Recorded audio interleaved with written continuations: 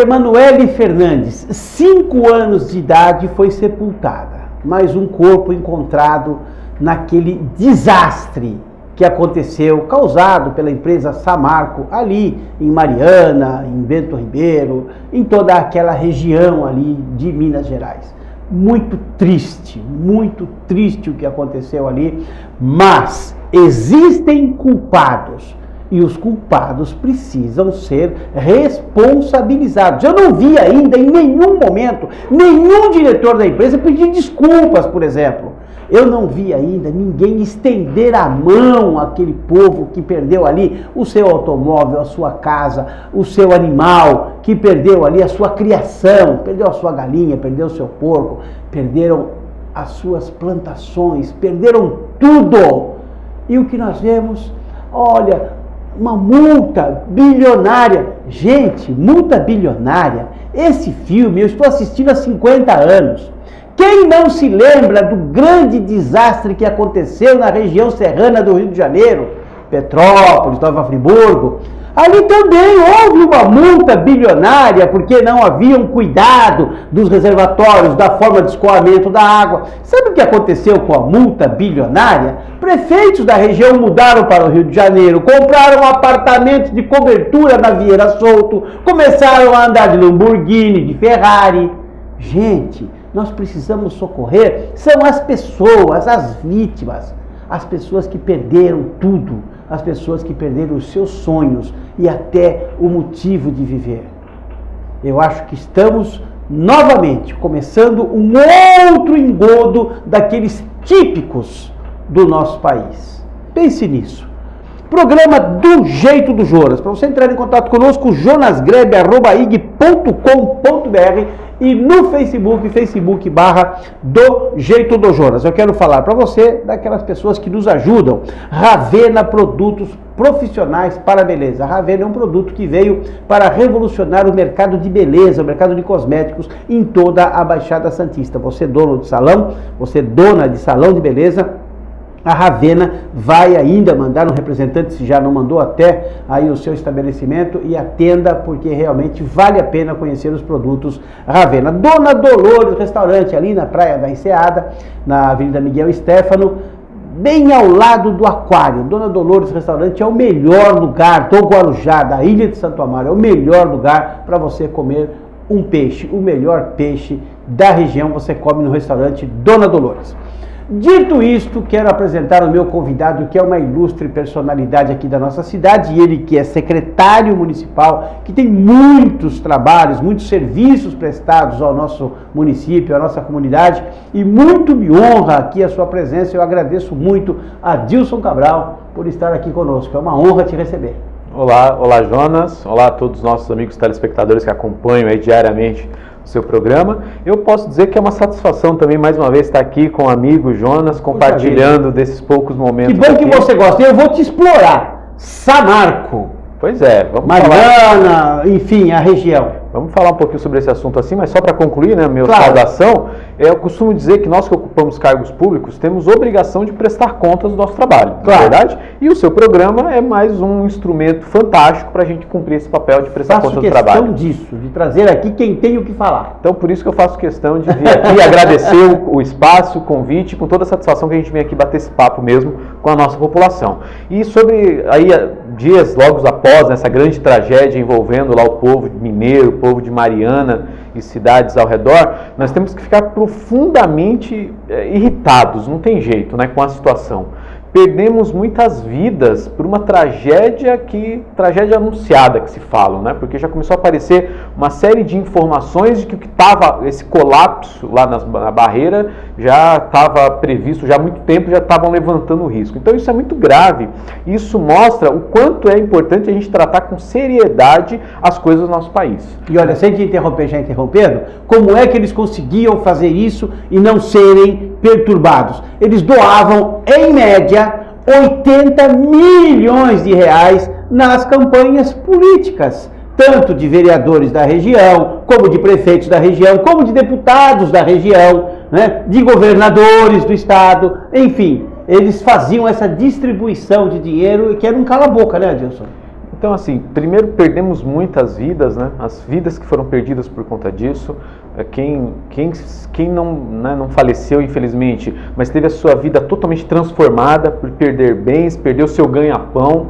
Então, olha só as consequências, e por uma ironia das ironias do destino, né, a bacia hidrográfica do Rio Doce, que até alguns anos atrás a companhia responsável por isso era a Companhia Vale do Rio Doce, esse era o nome da empresa, né, Companhia Vale do Rio Doce. Tinha um time de futebol chamado Valério Doce, que é Vale do Rio Doce, tudo junto, que era um time maravilhoso de Minas. E por uma ironia do destino, a empresa mudou seu nome, a empresa tirou referência do Rio Doce do seu nome, e alguns anos depois vem causar essa tragédia lá na bacia hidrográfica do Rio Doce. Então, assim, a gente fica muito incomodado, muito insatisfeito, muito sentido, né, pelo que acontece, e isso chama atenção. Né? Meio ambiente recupera-se aquilo?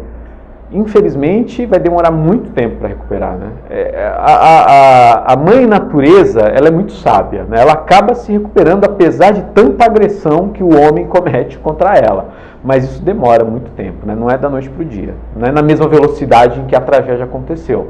Mas isso chama a atenção, Jonas, para algo que a gente vem falando muito ultimamente, que é a questão da sustentabilidade. Muita gente incorporou essa palavra, porque é uma palavra bonita no discurso, mas na prática a gente sabe o quanto é difícil viver isso. Falamos aqui quando você veio a última vez. Pois é, e nós no Guarujá convivemos com os extremos, né?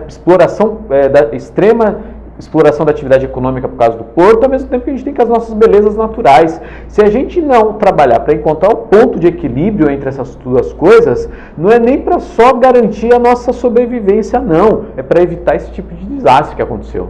Esse tipo de desastre é oriundo do excesso, da ganância, por não querer achar que sustentabilidade é um discursinho da moda. Não é. A gente precisa ser responsáveis e incorporar isso no nosso dia a dia. Para mim, infelizmente, Jonas, esse é mais um exemplo, assim como tivemos alguns meses atrás o incêndio da Ultracargo aqui da nossa porta, aqui do nosso lado, esse é mais um exemplo do quanto nós não podemos menosprezar o cuidado com o meio ambiente. Não é só questão da preservação das gerações futuras, não. É para nossa preservação. Você falou da Ultracargo, do incêndio, eu já nem lembrava mais disso. Eu acho que a população já nem lembra mais, porque são tantos os acontecimentos numa velocidade tão grande que as coisas vão ficando para trás. E não se toma providências, né? Infelizmente é isso que acaba acontecendo, né? Agora sim, a gente tem eu percebo também que com o passar do tempo a gente vai ampliando a nossa capacidade de indignação, isso é importante, nós precisamos nos indignar com essas situações, e também a capacidade de resposta, né? O tempo demora, mas, por exemplo, está se tendo aprendizados com relação a esse da Ultracargo, né? Melhorar os planos de controle de emergência, da avaliação de risco, o Ministério Público... Está tendo, ainda não se consolidou, mas está tendo uma movimentação em torno disso. O próprio Ministério Público está acompanhando isso de perto para realmente ter reparação dos danos. Então, assim, a gente tem que continuar esse caminho, de ampliar a nossa capacidade de se indignar com isso e, mais do que isso, aprender. Nós temos que mudar o nosso comportamento, porque senão a gente já está vendo que se seguir nesse caminho, todos nós perdemos. Nós temos um caso também emblemático na nossa cidade, que são os depósitos de containers e a entrada e saída de caminhões de uma forma totalmente desenfreada, sem nenhum tipo de controle, ou não? É isso que você falou, né? Situações que foram geradas lá há anos atrás, há décadas atrás, que você tem uma resposta imediata e que hoje você não consegue corrigir imediatamente. Então você tem que conviver com isso para ir tentando remediar, mas o mais importante é bloquear, não deixa mais acontecer. Os novos empreendimentos têm que ser pensados de uma maneira que a cidade seja prevista de uma maneira integral. Santos fez um porto turístico maravilhoso, você vai lá, tem o Museu do Café, tem o Museu Pelé, tem o passeio de bonde, e o container veio para cá, né? Nós ficamos com o lixo do negócio, ou eu estou errado? É uma visão que tem que ser considerada, né? Nós ficamos com a parte ruim do porto, que é o container, que é o caminhão entrando e saindo. O dinheiro, quando entra do lado de lá, não entra do lado de cá. Principalmente os granéis, né? Os granéis é que são mais degradantes. Soja, farelo, é incrível. Então, assim, a gente tem que fazer agora um enorme trabalho para remediar isso aí, mas temos que ampliar a nossa consciência, sim. Temos que mudar o nosso comportamento. A atividade econômica tem que acontecer? Tem que acontecer. Eu estou agora na Secretaria do Meio Ambiente, mas eu vim da Secretaria de Desenvolvimento Econômico, né, que promovia o desenvolvimento econômico da cidade. Tem que acontecer? Tem, mas tem que haver o equilíbrio. Sem equilíbrio, o meio ambiente é limitador do desenvolvimento econômico? Não, não é limitador, é um facilitador. Quando você segue todas as precauções ambientais, você tem um empreendimento sustentável, um empreendimento que não vai estar sujeito a esse tipo de esse tipo de tragédia que aconteceu. Porque para a empresa também é uma enorme perda lá.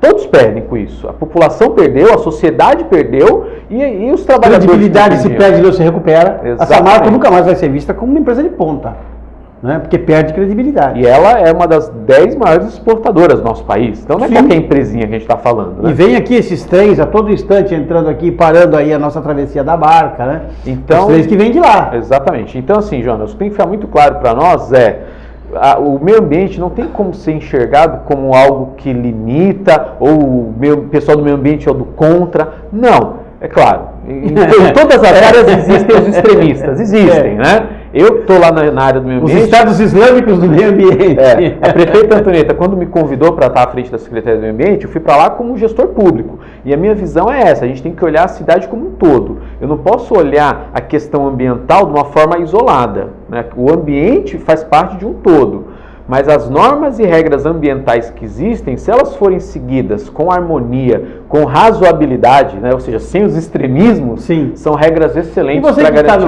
você que está no meio ambiente, como é que está essa questão da água, bacias hídricas, a questão de abastecimento de água? Aí um sonho do governador de levar uma boa parte da nossa água para os outros quintões. Na verdade, isso já começou, né? Principalmente no Rio, lá em Bertioga, que eu não vou lembrar o nome do rio. Guaratuba, eu lembro. Foi aprovado recentemente agora uma reversão, e aí disseram que é um percentual muito pequeno, 5% do que... Quem é que está lá medindo? Do que extrapola a Sabesp. Quem é que está lá medindo? Então, assim, isso já começou. Mas hoje, né, ao longo dos últimos tempos, hoje a gente tem um sistema de gestão dos recursos hídricos muito eficiente, né, que é em torno do Comitê de Bacias Hidrográficas. Sim. Inclusive, a nossa prefeita Antonieta é a atual presidente, você é um dos grandes colaboradores lá desse processo. Eu estou como advogado lá. Eu também estou ajudando nisso, e a gente está na fase agora de elaboração do plano de bacias, que é o que dá as normas para gerenciamento dos recursos hídricos da região. A mensagem principal que tem que ficar é o seguinte: independente de qual seja a situação, se está sobrando ou se está faltando, a gente tem que preservar. A gente não pode esbanjar recurso hídrico, a gente não pode esbanjar água, né? É isso que tem que acontecer. É que a sede do governador é grande, né? Pois é.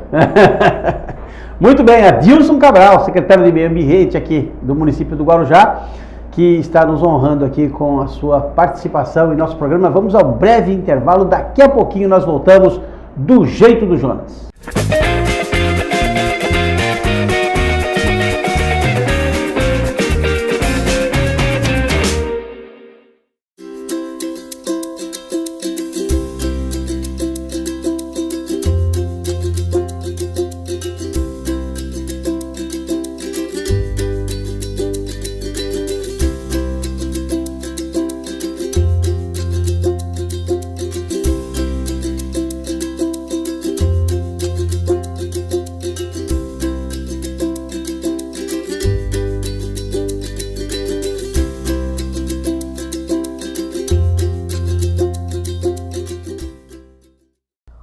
Hoje eu venho falar sobre Ravena, uma verdadeira revolução no segmento de beleza capilar.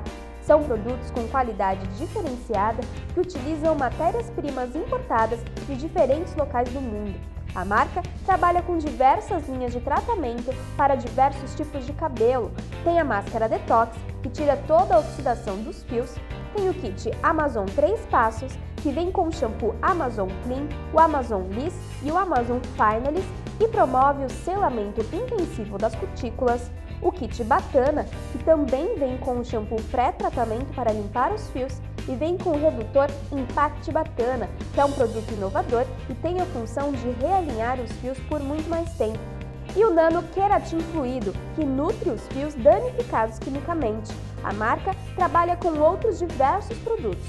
Quando for ao salão de beleza de sua preferência, exija produtos profissionais da marca Ravena, o melhor no segmento de beleza.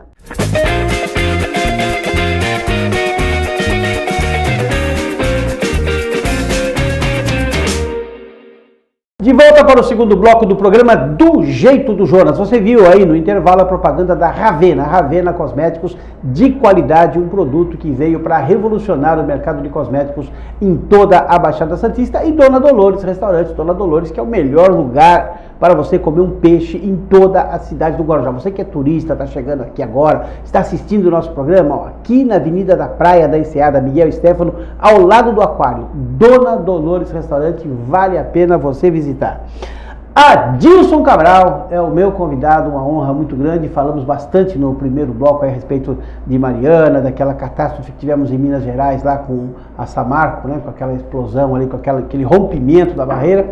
E agora nós vamos falar aqui do nosso quintal. Você já foi no Dona Dolores, não? Não, mas eu conheço a fama. O peixe é maravilhoso, vai comer um peixe lá, você vai adorar. Fala que foi eu que mandei, eu ganho um descontozinho depois. Ô Adilson, como é que está aí essa questão da audiência pública? Ajuda a gente aí. Bom, importantíssimo aproveitar esse espaço agora para quem está nos assistindo, falar que nós estamos com um processo em andamento agora, Jonas, extremamente pertinente, que é a revisão do nosso Plano Municipal de Resíduos Sólidos. Né? Então, desde 2012, a Prefeitura do Guarujá tem o seu plano municipal, e agora, em 2015, a gente está fazendo o primeiro processo de revisão. E esse processo de revisão a gente está fazendo de forma bem participativa. Primeiro, o que é o Plano Municipal de Resíduos Sólidos? Né? Esse é um assunto extremamente importante do ponto de vista ambiental e que interfere na vida de todo mundo, porque todos nós geramos o nosso resíduo do dia a dia. Ou seja, o lixo que a gente produz, que eu produzo, que você, Jonas, produz, quem está nos assistindo produz. Mas não é agora. todo o lixo que eu produzo que é resíduo sólido, ou é? Todo lixo que a gente Todo lixo é resíduo sólido? Resíduo sólido domiciliar. Todo é? Todo é. Tá. Então, todo esse resíduo que a gente produz no dia a dia precisa ser destinado, porque ele causa um impacto na natureza. E a gente tem um problema sério hoje, que é um problema cultural. Né? Basta lembrar que alguns anos atrás, a gente gerava menos lixo. Por que eu estou falando isso? Por exemplo, quando você ia comprar lá o refrigerante, você levava a garrafa de volta, claro. Você levava o vasilhame. Minha mãe passava o dia inteiro levando fralda e pendurava no varal. Hoje você limpa a criança e põe no lixo a fralda. É tudo descartável, Sim. As embalagens são descartáveis. Sim. Isso faz com que aumente a geração de resíduos. A gente produza cada vez mais lixo.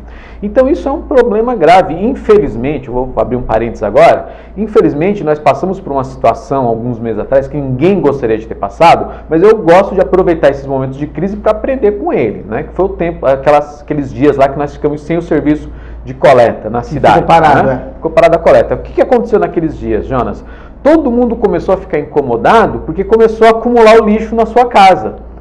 Normalmente, o que acontece? Eu coloco o saco do meu lixo lá na frente, o caminhão leva, fica a falsa impressão de que o problema resolveu. Não, o problema não resolveu. Começou. Só transferiu o problema de um lugar começou para outro. ali. Né? Então, aqueles dias, repito, né, ninguém gostaria de ter passado por isso, mas aqueles dias que a gente ficou sem a coleta, serviu para chamar a nossa atenção a quantidade de lixo que a gente gera. Então, assim, a gente tem um plano municipal, que é a nossa lei, que fala para cada tipo de resíduo como é que o resíduo é tratado. Então, o resíduo domiciliar, qual que é a destinação, o resíduo da construção civil, qual que é a destinação, o resíduo de saúde, qual que é a destinação. A gente tem uma lei que fala qual tem que ser o tratamento para isso. Mas o mais importante dessa lei, Jonas, que até foi oriundo da Política Nacional de Resíduos Sólidos, é que a gente tem algumas diretrizes que a gente tem que seguir. Né? A primeira diretriz é que a gente tem que reduzir a geração de resíduos. Quando a gente fala em reduzir a geração de resíduos, a gente está falando de um negócio amplo, que vai desde o início da cadeia produtiva. Você quer ver um exemplo? Sim. Você pega cartucho de impressora. Normalmente, o cartucho é desse tamaninho e ele vem dentro de uma embalagem 3 vezes maior que o cartucho. Sim. Tem uma razão para isso, né? Tem uma questão de marketing aí atrás. Você faz uma embalagem maior para chamar a atenção do consumidor. No mínimo essa é animar. Se tem outras questões, eu não sei. De proteção Mas não teria necessidade de ser uma embalagem daquele tamanho. Eu recarrego tamanho. os meus até o último momento. Pois é. Mas para que se faz uma embalagem 3 vezes maior do que o produto? Né? Para chamar a atenção do consumidor para comprar aquele produto. Só que isso gera resíduo. Por isso é triste. Pois é, isso gera resíduo. Não deveria ser assim. Então essa questão de gerar menos resíduo é uma questão bem ampla, que tem que envolver mudança cultural e tudo mais. Mas nós também temos que ter a nossa responsabilidade em gerar menos resíduo. Primeira diretriz é essa, gerar menos resíduos. A segunda diretriz é reciclar e reutilizar. Temos que reciclar e reutilizar, para só depois a terceira diretriz, que é só ir para aterro sanitário, o que é rejeito. E quando você fala em reciclar e reutilizar, você está atendendo duas necessidades. Primeiro, reduzir o envio para aterro sanitário e com isso minimizar o impacto ambiental, mas mais do que isso, gerar oportunidade de emprego e renda para as cooperativas. Mas eu ouço falar isso há 30 anos e nunca vi ninguém fazer, Adilson. Infelizmente, quando você fala em reciclagem, o senso comum, todo mundo fala, não, reciclagem é bom, mas na hora de você fazer é que é o problema. Você quer ver o exemplo? Quero. Eu já ouvi o seguinte discurso, né? Em alguns lugares aqui na cidade mesmo. Não, mas eu não sou obrigado a doar o meu lixo reciclável para a cooperativa. Eu paguei pelo produto, o lixo é meu, não sou obrigado. Por que eu tenho que doar para a cooperativa? Posso fazer uma pergunta em cima disso? Pode. Se é dele, por que ele não mantém dentro de casa? Exatamente, era aí que eu ia chegar. E aí eu já emendo com outra pergunta. Realmente, você não é obrigado a doar para a cooperativa. Mas o que você vai fazer com o lixo, então? Isso. Qual é a destinação que você vai dar? Embaixo da sua cama. Porque você é responsável pela destinação. Sim. E não é doar para a cooperativa. A cooperativa ela faz um trabalho relevante do ponto de vista ambiental e ela tem que ser remunerada por isso. E é o seu resíduo reciclável que vai dar sustentabilidade financeira para o trabalho o alto trabalho ambiental que a cooperativa faz. Ela consegue viver vendendo o que ela capta de lixo? Não. Se todo o lixo passível de reciclagem fosse para a cooperativa, sim, mas não é o caso. Fala para mim, para quem está assistindo o programa, o que é lixo passível de reciclagem? A gente pode, para simplificar, é que assim, hoje tem aquela questão das cores, né? A gente tem uma norma da BNT que fala que vidro tem que ser vermelho, papel amarelo ou azul. Tem isso também? Tem, mas a gente não tem que entrar nesse mérito das cores. A gente tem que fazer duas separações, lixo orgânico, resto de comida, resíduo de banheiro, borra lá do pó de café. Tudo que é resíduo orgânico até daria para reciclar também através de compostagem, mas é um outro processo. Na nossa casa a gente tem que se preocupar em separar o lixo orgânico do lixo limpo. Plástico, papel, papelão, as embalagens, não precisa separar. Não precisa ter um recipiente para o papel, um recipiente para o plástico e um recipiente para o vidro. Não precisa. Pode deixar tudo junto sim. Na cooperativa a gente faz a triagem. Mas é lixo limpo. Lixo limpo. Mas o que é? Misturou o resto de comida já não é mais limpo. O papel higiênico já não é mais limpo. Exatamente. Então o que a gente tem que ter na cabeça é isso. Os orgânicos separa, resto de comida e resíduo de banheiro separa. Todo o restante é passível de reciclagem. Tá, e aí eu separo e faço o que com aquilo que eu separei? Então, é isso que a gente está avançando. Hoje nós temos duas cooperativas na cidade, né, que fazem um uma ali na Vila Júlia, se eu não me engano, em frente ao cemitério. Que é a Cooperbem, essa é da Vila Júlia, e a Mundo Novo, que fica lá no Jardim Progresso. Jardim Progresso, isso. Hoje nós temos um roteiro em torno de 500 locais na cidade, principalmente os próprios públicos, postos de saúde e alguns condomínios que estão cadastrados, em que a gente faz a coleta nesses locais. Isso não dá conta para a gente atender toda a cidade. Então, o que a gente está fazendo? Junto a esse processo de revisão do plano, a gente está revisando essa questão das cooperativas e da coleta seletiva para a gente ampliar a capacidade da coleta seletiva. Ampliando a capacidade, aí sim a gente vai conseguir atingir a cidade como um todo. Mas esse é um processo de construção. Nesse momento, as pessoas precisam se conscientizar de que em algum momento vai chegar essa informação, que você precisa separar. Então a gente já tem que ir plantando essa semente, é isso que a gente está fazendo. E como eu estava falando, que é o mais importante, que eu não posso perder a oportunidade, a gente está fazendo a revisão do nosso plano municipal, que tem todos esses aspectos que a gente precisa se conscientizar, e estamos fazendo essa revisão de duas formas. Há 1 mês e meio atrás, a gente pegou esse plano e colocou na internet, tem um link no site da prefeitura, que esse plano está lá disponível para quem quer dar a sua contribuição. Então, ou você vai no site da prefeitura, tem um link, ou manda um e-mail para revisão pmgirs@guarujá.sp.gov.br, e aí você vai ter acesso a esse documento e pode dar suas contribuições, mas mais do que isso, eu quero convidar a participar da audiência pública. Onde é? Quarta-feira agora, dia 25 de novembro, a partir das 18h30, na Câmara de Vereadores. Estão aqui no centro do Guarujá. Na Câmara de Vereadores, 18h30, dia 25 do 11. Nessa audiência, nós da Secretaria do Meio Ambiente vamos fazer a apresentação desse plano e abrir para sugestões, críticas, reclamações da população para a gente melhorar esse plano. Então, essa audiência pública é importante porque abre a oportunidade da população, da sociedade civil organizada, participar da elaboração do plano. E mais do que isso, é a oportunidade de você ouvir sobre esses aspectos que eu falei muito rapidamente aqui e começar a conhecer um pouco mais essa questão da gestão dos resíduos e ampliar a nossa conscientização. Fritou o peixe, sobrou o óleo na frigideira, joga no banheiro e dá descarga? Péssima média. Ou joga na pia dele e abre a torneira? Você pode reservar isso e dá para ser tratado. O impacto que isso gera ao colocar esse resíduo de óleo na pia é imenso, né? Imenso. E o impacto que gera até no nosso dia a dia mesmo, porque isso entope as galerias, depois você vai sofrer. Ou quando você vai na praia, suja o pé de óleo e não sabe de onde veio. Pois é, mas eu não vou nem tão longe na praia. Dentro da sua casa mesmo, você vai sofrer o impacto disso, porque vai entupir lá o encanamento e você vai ficar com o esgoto sem funcionar, tendo teu transtorno para corrigir. Então, todos os resíduos geram impactos. Eu gosto de falar dos impactos que ficam mais perto ali do nosso dia a dia. Esse do óleo é um deles. Então, por isso que é importante, ajude-nos a divulgar essa audiência pública. Se você tiver a oportunidade de participar, participe, porque você vai poder colaborar na construção de um plano municipal e vai também ter a oportunidade de ter acesso à informação e se conscientizar mais ainda com relação a isso. Você pensou em começar a ensinar na escola a criança a usar o lixo e começar a ensinar a criança a cobrar do pai e da mãe uma melhor forma de cuidar disso? Toda vez que se fala em educação ambiental, o senso comum também leva-se a pensar dessa forma, que a gente tem que fazer atingir a criança para atingir os pais.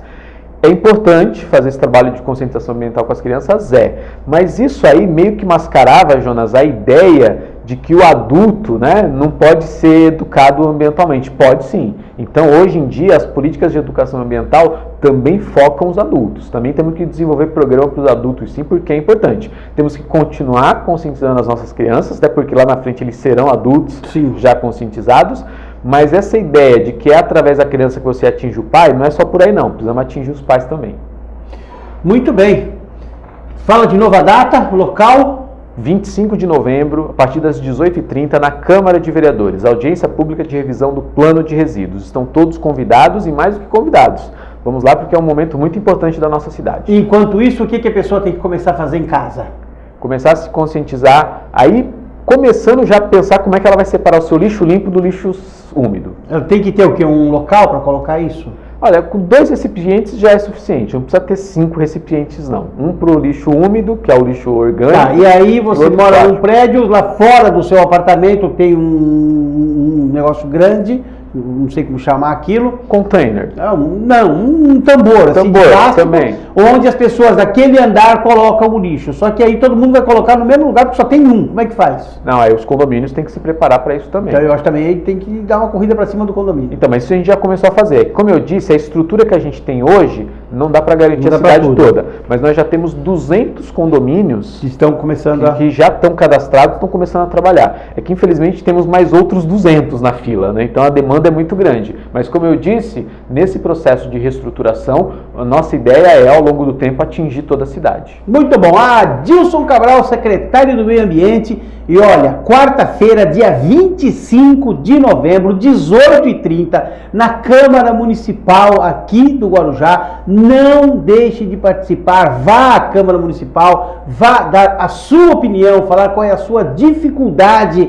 para separar o lixo ou o que te impede de fazer isso. Não deixe de comparecer, porque é uma grande oportunidade. Nós precisamos começar a criar o hábito de reivindicar os nossos direitos. E um dos nossos direitos é viver num ambiente limpo. Adilson Cabral, obrigado por ter vindo. Você tem 30 segundos para falar tchau. Bom, eu que agradeço mais uma vez a oportunidade, esse bate-papo fantástico aqui com você. Um grande abraço para todos que estão nos assistindo, principalmente minha esposa Fernanda, meu filho Thiago, um abraço para todos os amigos também. E com certeza quero voltar outras vezes aqui, Jonas, para bater esse papo com você. Você tem mais de uma esposa, porque você falou a Fernanda... E o meu filho Thiago. Não, você falou a minha esposa Fernanda, dá a impressão que você tem a outra esposa que tem outro nome. Não, é só a Fernanda. Só a Fernanda. Brincadeiras à parte, uma honra muito grande, Adilson, que receber aqui. Mandar um abraço lá para o Marcos França, o Marquinho, que me ligou dizendo, olha, o Adilson tem lá questão da audiência pública e tal, e sempre que você tiver uma notícia para dar para a população, use esse programa, esse canal de comunicação, estamos à sua disposição. Muito obrigado por ter vindo, que Deus te abençoe e te guarde, que faça resplandecer o seu rosto sobre ti e te dê a paz.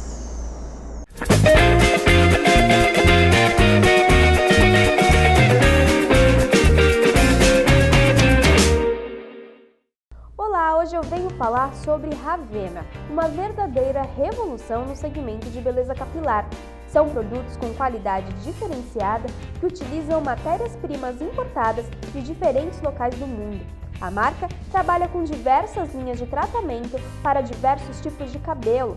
Tem a máscara Detox, que tira toda a oxidação dos fios. tem o kit Amazon 3 Passos, que vem com o shampoo Amazon Clean, o Amazon Liss e o Amazon Finalist e promove o selamento intensivo das cutículas. O kit Batana, que também vem com o shampoo pré-tratamento para limpar os fios e vem com o redutor Impact Batana, que é um produto inovador e tem a função de realinhar os fios por muito mais tempo. E o Nano Keratin Fluido, que nutre os fios danificados quimicamente. A marca trabalha com outros diversos produtos. Quando for ao salão de beleza de sua preferência, exija produtos profissionais da marca Ravena, o melhor no segmento de beleza.